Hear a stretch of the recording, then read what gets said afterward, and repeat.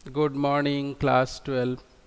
हम लोग अतीत में दबे पाँव को पढ़ रहे हैं और पिछली कक्षा में हम लोगों ने पृष्ठ संख्या 39 का प्रथम जो पैराग्राफ है उसको पढ़ा था, वहाँ तक पढ़ा था। चलिए अब आगे बढ़ते हैं। नगर नियोजन की जो मिसाल है वह हमें मोहनजोदड़ो में देखने को मिलती है।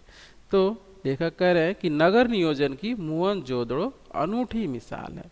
वह जो सभ्यता बसी थी और उसका जो ये मोहनजोदड़ो शहर था वह एकदम प्लानिंग करके बनाया गया था, बसाया गया था।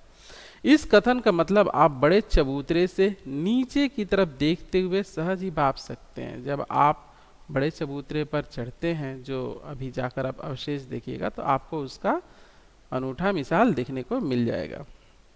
इमारतें भले खंडहरों में बदल चुकी हों, मगर शहर की सड़कों और गलियों के विस्तार को स्पष्ट करने के लिए ये खंडहर काफ़ी है कि आज अगर हम जाकर देखें वहाँ पर तो उस खंडहर से ही पता चल जाएगा कि उस समय वह सभ्यता कैसी थी, उसकी सड़कें कैसी थी, गलियाँ कैसी थी, सब प्लानिंग करके की हुई थी।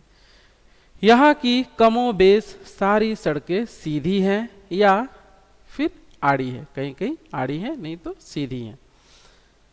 आज वास्तुकारी से ग्रिड प्लान करते हैं। आज की सेक्टर मार्का कॉलोनियों में हमें आड़ा सीधा नियोजन बहुत मिलता है। आज जो सेक्टर कॉलोनियाँ बसाई जा रही हैं उसमें इस तरह की व्यवस्था जो उस समय थी देखने को मिलती है। लेकिन वह रहन सहन को नीरस बनाता है। जो यह व्यवस्था है वो क्या करता है, रहन सहन को लेकिन नीरस बना देता है, रसहीन कर देता है। शहरों में नियोजन के नाम पर भी हमें अराजकता ज़्यादा हाथ लगती है।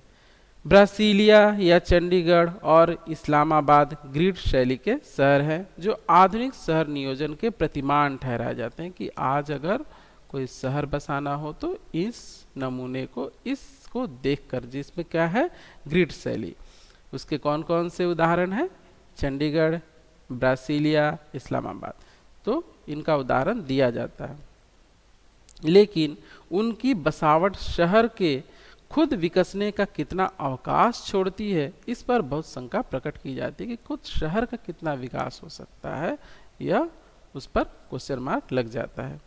मोहनजोदड़ो की साक्षर सभ्यता एक सुसंस्कृत समाज की स्थापना थी, लेकिन उसमें नगर नियोजन और वास्तुकला की आखिर कितनी भूमिका थी, यानी वास्तुकला की कितनी भूमिका थी, यह देखने योग्य है।